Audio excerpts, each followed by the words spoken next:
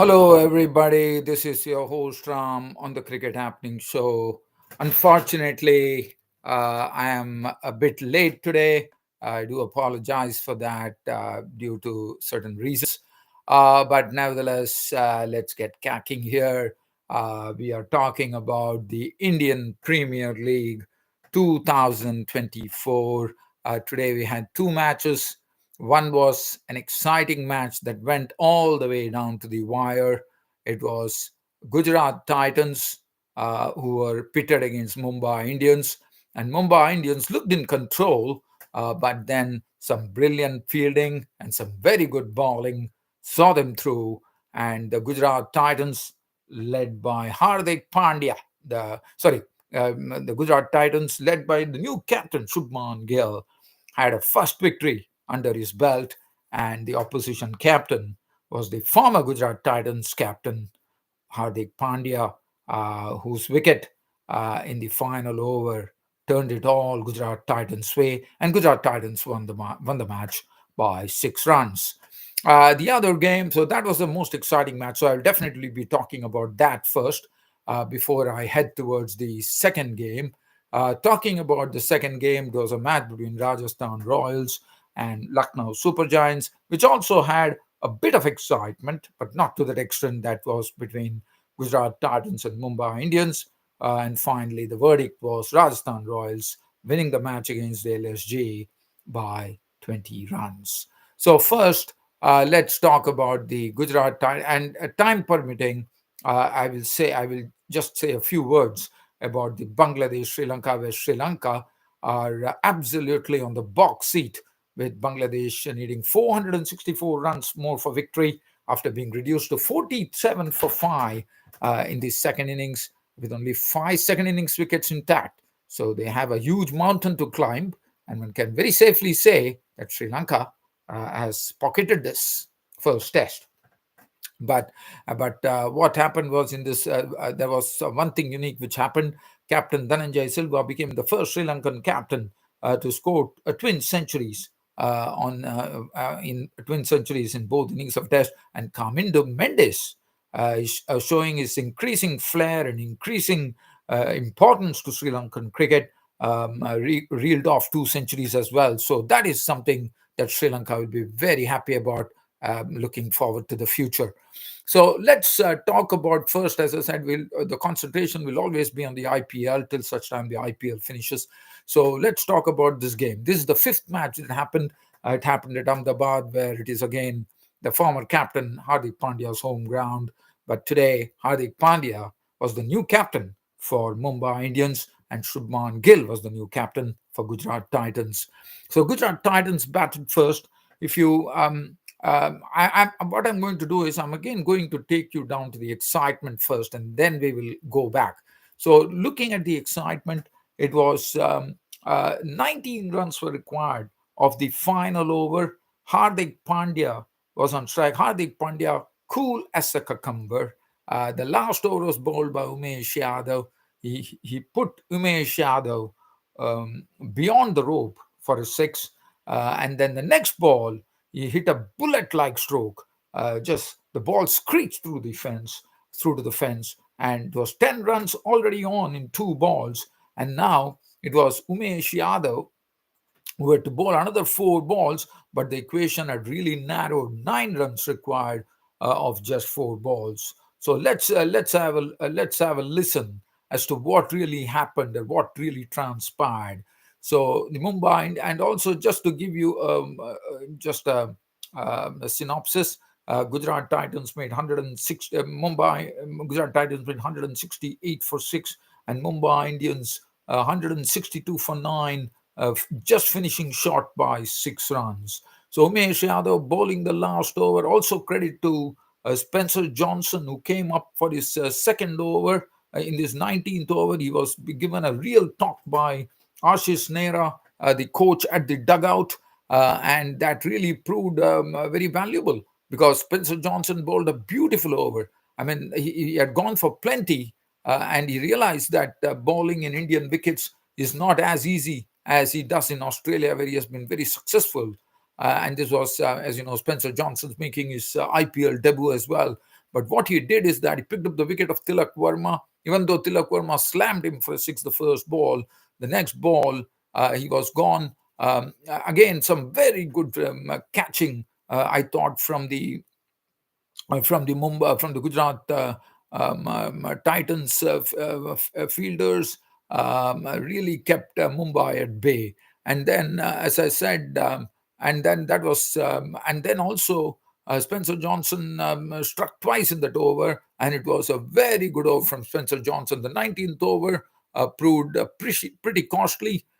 End of over 19, 8 runs were taken. And now this was the one, as I told you, Hardik smashing the first ball for a six. Second ball screeched through to the boundary for a four. And then Umesh Yadav got Hardik's wicket. But again, as I told you, this was again Hardik once again. It was a short ball, but probably cramping Hardik. But all that Hardik could do was had a swing at it, and it was a catch in the deep by Tewatia, and he was gone for 11. So that was the big wicket. And now there were only 3 balls left, and in 3 balls, there were still, as you know, 9 runs were still required. Yes, it was a tough ask. Chawla came in, but Chawla was gone the very first delivery. All that he could try to connect, he connected, but again, as I told you, it was a good catch by Rashid Khan, who, just above his head, he picked it up. He had to go back, and always, when you're going back, taking a catch is pretty hard, but he did it. And after that, it was a mere formality.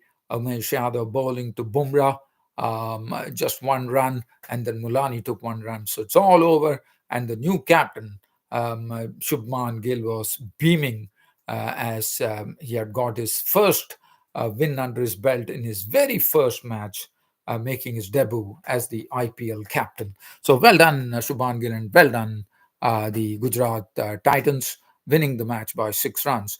So just talking about this particular game, looking at the Gujarat Titans batting card, they batted first, made 168 for 6. If you look at that card there, Shubman Gill definitely looked totally at ease with his strokes in his knock of 31 of 22, 3 4s and 1 6. Ridhiman Saha making 19 of 15 with 4 boundaries.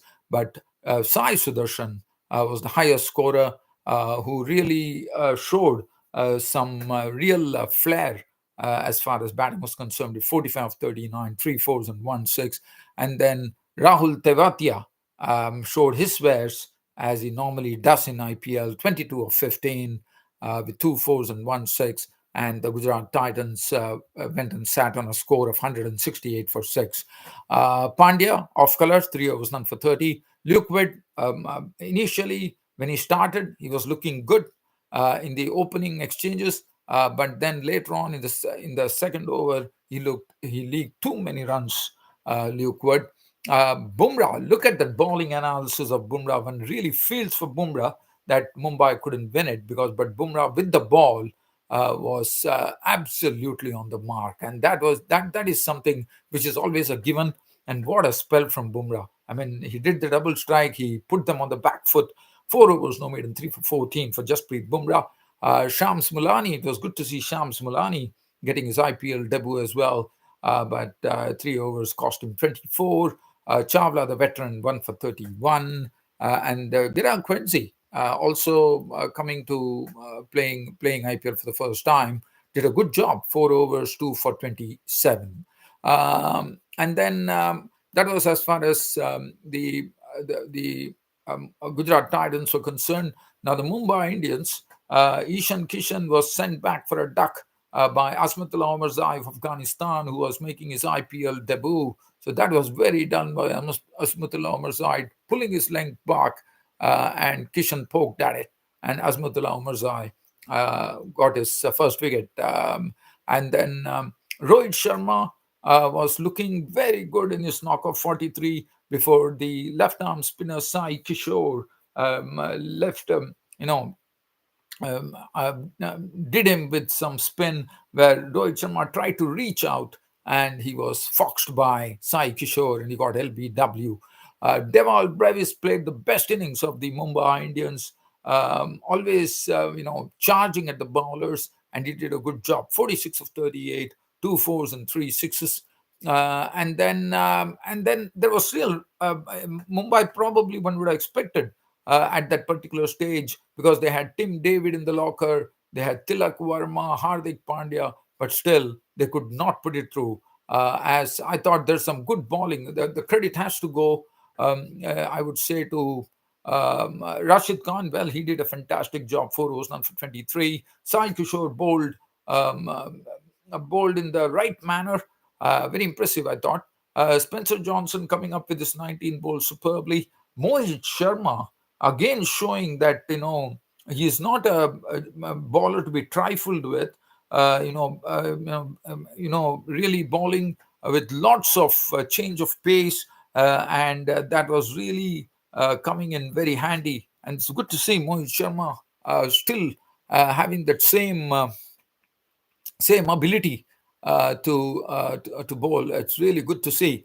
And finally, as I said, as I enacted the tale to you, Spencer Johnson bowling the very tight 19th over. Also, the Mumbai Indians, the Gujarat Titans fielding was up to the mark, and especially have to give credit to the Gujarat Titans fielders as well. They also did a good job, supported their bowlers admirably, and finally, victory was there for the Gujarat Titans, winning by 6 runs, and Mumbai Indians have lost their first match. Now, the other thing we are talking about, the next match that I'm going to talk about is Rajasthan Royals versus Lucknow Super Giants. This match was played at the Pink City in India, Jaipur. And looking at that particular card, Rajasthan Royals 193 for 4 was what they made. The captain was the one who led from the front with an unbeaten 82 of 52 balls, which included 3 fours and 6 sixes. He was in a real mood, one could call. He was there till the end to pilot his team to 193 for 4. And in the end, yes, he was definitely the man of the match, because he was the one who gave them that winning target in the end. Jaiswal made 24 of 12 deliveries. Butler made 11. Um, Parag gave good company to Sanju Samson with a neat knock of 43 of 29, 1 4 and 2 sixes. Dhruv Jurel at the end swung hard, unbeaten 20 of 12, 1 4, 1 6. Bowling, Mohsin Khan looked good initially, but then got a bit of a belting. 241 for Navin Ulak. I thought he did a good job. Krunal Pandya was absolutely the pick of the bowlers. They could not get him away with his spinners. 4 overs, none for 19. And it was not believe me, it was not a pitch where you could really score extremely freely. You had to really watch out. Yas Thakur got a bit of tap there. 3 overs taken for 43. And then Lucknow Super Giants in their chase. It all started. I have to say, firstly, they were really hit very hard in the initial stages, when they were reduced to just 11 for 3 after losing Quinton de Kock to the bowling of Bolt. Bolt also picking up Devut Padikal, clean bowling him, and Ayush Badoni going to the Namibian bowler import, Nondre Berger. And it was a very sad scene for Lucknow Super Giants. But then uh, the, the resuscitation was done by KL Rahul, the captain. He did a good job. At the other end, he was given company by the hard hitter Deepak Huda, who had to, he did his job of slamming 26 of 13 with 2 fours and 2 sixes.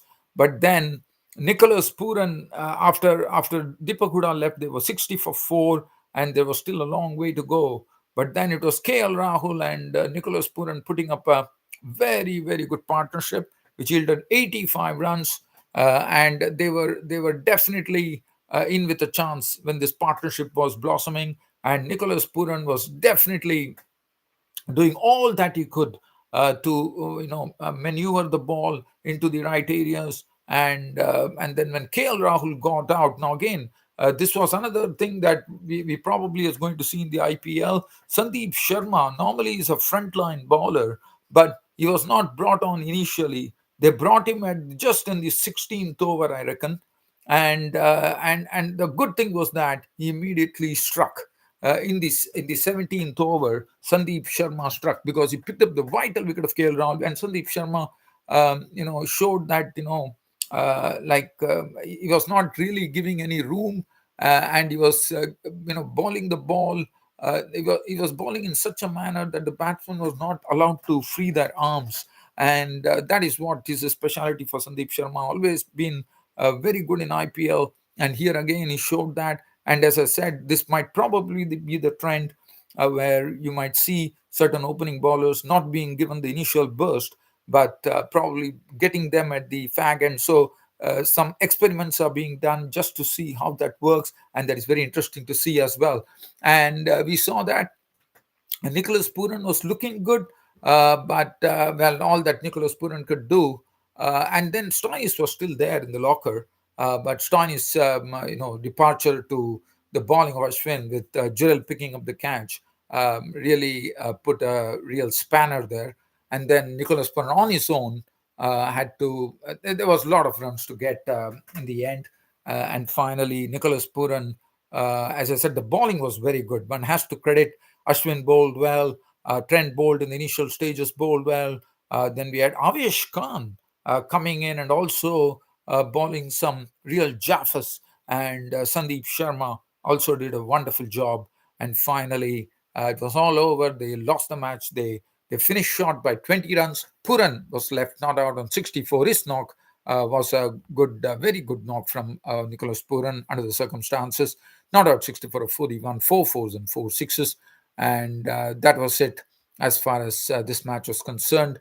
And so thus the two matches ended. Now, I know that we have the RR and Punjab Kings clashing tomorrow. But before that, just wanting to just talk about the international cricket. And the reason I'm talking is because it is the Sri Lanka Bangladesh Test match, and looking at it, full credit to Sri Lanka. First with their batting, with Dhananjay De Silva, the captain, and Kamindu Mendes, both both hitting twin centuries, and Dhananjay De Silva really setting a Sri Lankan record of captain scoring twin centuries. And besides that, on this particular pitch, they didn't even require the spinner. The Sri Lankan Pacers, the Bangladesh were set a target. They were set a target of 538 runs for victory, and if you look at that, 538 runs for 511 runs to win, and the Bangladeshis were reduced to 47 for 5. There's a lot of time in this particular test match, and the spinners have not even have appeared, and 5 wickets have all fallen to the Pacers. So the Sri Lankan Pacers have done a wonderful job. There are certain indiscretions by Bangladesh batsmen as well, but definitely a mountain to climb. And one can safely say that the match is in the bag for Sri Lanka. So Sri Lanka will be probably going on tomorrow on the fourth day. With not a lot of forecast for rain. There's a bit of forecast for rain, but I'm sure Sri Lanka are going to complete the formalities. And there are 5 wickets to go. Let's see Bangladesh. If you look at the batting of Bangladesh, they have Taijul Islam in the middle right now. He's a knight, and then Mehdi Hassan Miraz. Again, Mominul Haq is there. So Mominul Haq and Mehdi Hassan Miraz are the key players there. But I don't expect them because it is not a small target. It is almost it's a long way to go.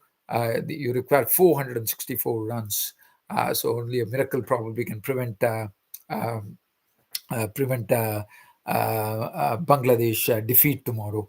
Well, dear fans and subscribers, it's an absolute pleasure talking to you on the cricket show, and look forward to talking to you all now in the next weekend. But always remember that on Twitter, I will be posting daily at the end of the day, I would say, that I will be speaking, but you might probably not see me. It will probably be a screen, and I'll be just doing like a sort of a podcast where you can look at it and see you then. So other than that, nothing else to really talk about, and always a pleasure talking to you on this Cricket Happening show. And goodbye for now. Thank you.